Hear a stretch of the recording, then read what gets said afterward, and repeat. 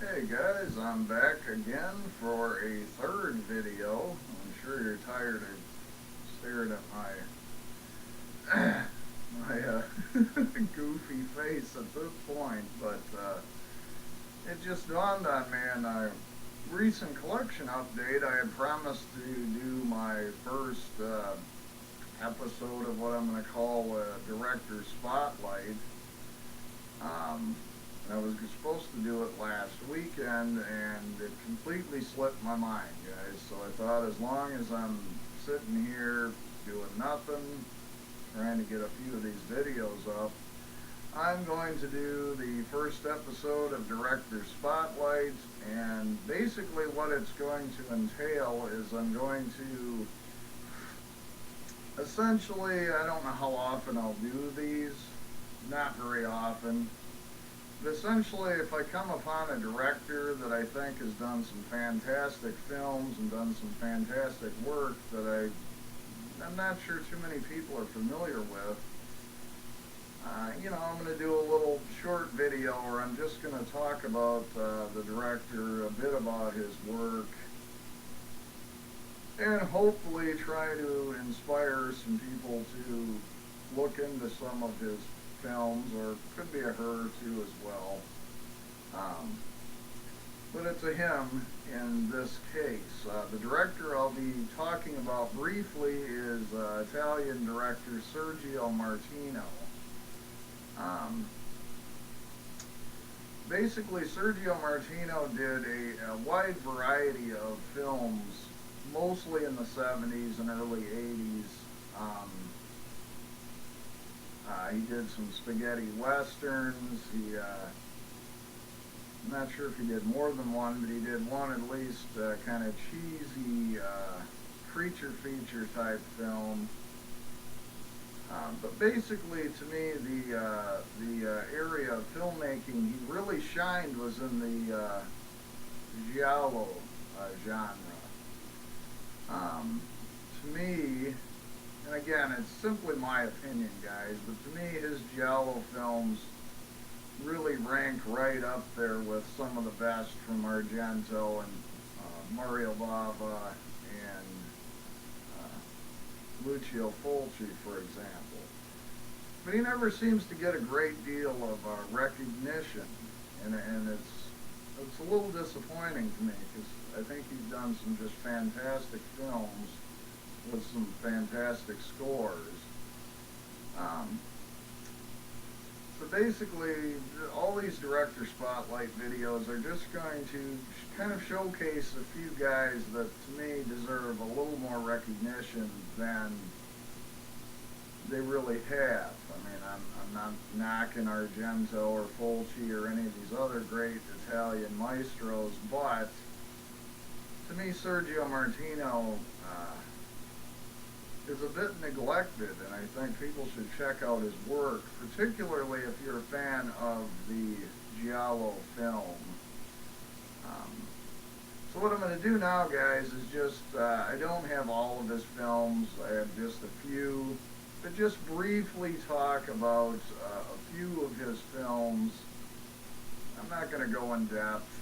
I'll leave it up to you guys. If you find this interesting and you want to check out some of his work, I would encourage it. And if anybody has any questions, I will certainly do my best to answer those. Just send me an inbox or whatever. If you know me on Facebook, feel free to send me a message there as well. But I just want to go through a few of the films that Martino directed that I have in my collection. And every one of these that I'm going to show, I would recommend very, very highly. So the first one I'm going to show is The Strange Vice of Mrs. Ward, which he did in 1970, which to me it's a fantastic giallo film. It stars Edwige Fenech, George Hilton, Ivan Razumov is in this, and it's sort of a love triangle type of a story. It's It's got some just beautiful cinematography. It's got a beautiful score. You know, I mean, it's a fantastic film. I'm not sure if it was his first film, but I know it was his first giallo film. Now, this particular release was on the No Shame label, which unfortunately no longer exists because it was a really great company. But you can still get this film under the alternate title Blade of the Ripper from Maya Communications, and I believe it is still in print yet.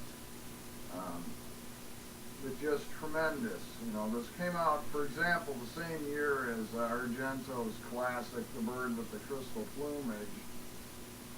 And although I don't find this quite as good, it is nearly an equal to that film in my opinion. The second film I'm going to show off is his film from 1972. I have talked about this in other videos. It's Your Vice is a Locked Room and Only I Have the Key. This one, unfortunately, guys, I don't believe was ever re-released on anything. So you'd have to try and track down this release. If there is another release, I'm unaware of it. And this can get a little pricey now, guys. But this was from 1972. It had Luigi Pistilli, Ivan Razumov again. It also had Edwige Finesse as well again, and Anita Strindberg, all legends of Italian cinema, primarily the giallo films though.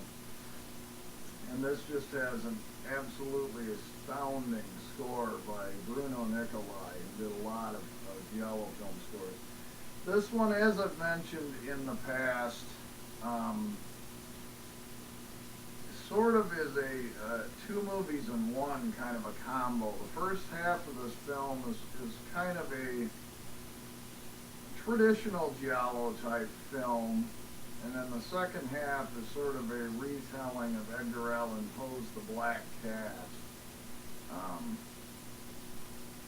You know, but it's got a little bit of everything you might want. It's got hippies in it. It's got a lot of drinking, drug abuse, a lot of sex. The lead character's cheating on his wife with his niece at one stage. There's some lesbian stuff going on, so it's a very sleazy film, but again, it's one of them great giallo films that I don't hear a lot of people talking about.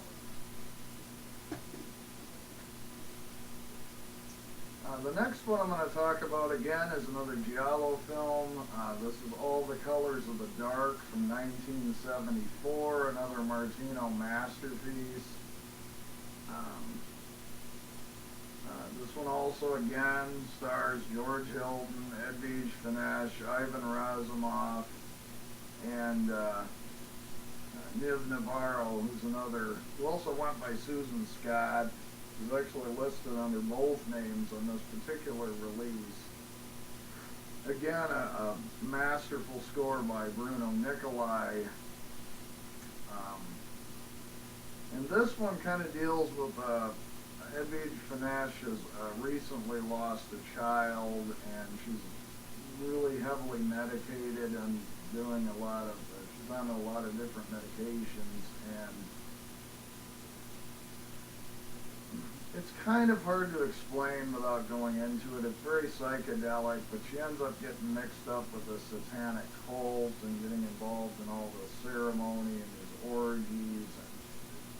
What I love about giallo films are just the stories are so crazy and go in so many wild directions. But again, this is another real classic film of giallo film, I think, by Sergio Martino.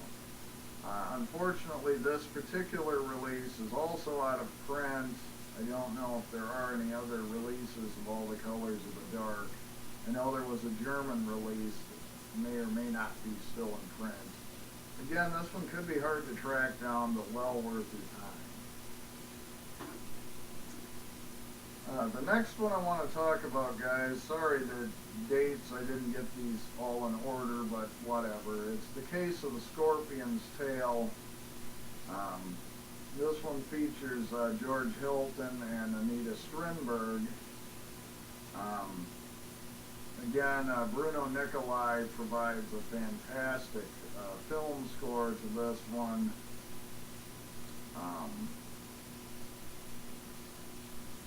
Basically, this is about a woman who's trying to collect on an insurance policy. Her husband dies in an airplane crash. It goes through a lot of twists and turns. Out of Martino's giallos that I've seen, this is my least favorite, but that doesn't mean it isn't well worth taking a look at. Unfortunately, again, guys, this was a no-shame release. This version is no longer in print.